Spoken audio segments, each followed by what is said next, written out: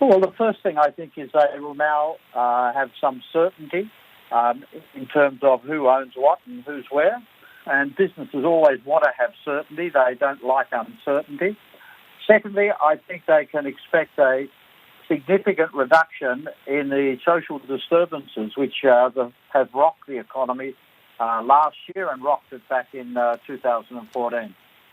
Will businesses leave Hong Kong? Look, almost certainly some American businesses will probably leave Hong Kong, but equally a large number of Chinese companies who've been reluctant to come to Hong Kong in recent years will come back. Hong Kong still has the essential framework of a very good business centre. It's got good law, it's got good communications, it's got free exchange control, and it's got a system which allows quite delightful expat living. Geoff, you're painting a pretty rosy picture. You know, this has been described as a real land grab by the folks in Beijing. I mean, walk me through that, because it seems as if, you know, there are a lot of concerns, frankly, not just from American companies about what this means for Hong Kong, but also folks in Hong Kong itself, hence the protest. Well, look, the fact is that the Hong Kong government have supposed to institute national security laws since inception, since they were granted independence, and they haven't done so.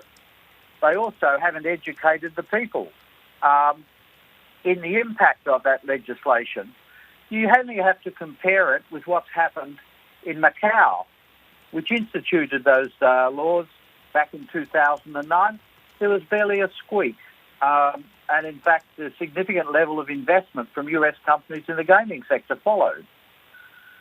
Every country in the world has national security legislation except for Hong Kong. But weren't we supposed to wait 50 years before the unwinding, though, of that one country, two systems rule, of course, from the 1997 handover? They're not unwinding it at all. What they're simply doing is implementing Section 24 of the Constitution.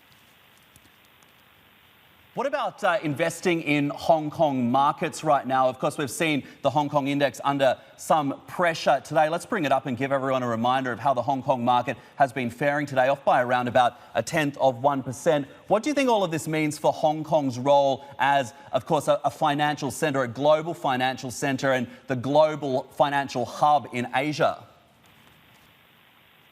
I think it's going to remain an important global financial hub. It is still a gateway to China, even though there's been a significant reduction in the level of trade out of China to Hong Kong and into the rest of the world. And it's got a very established system.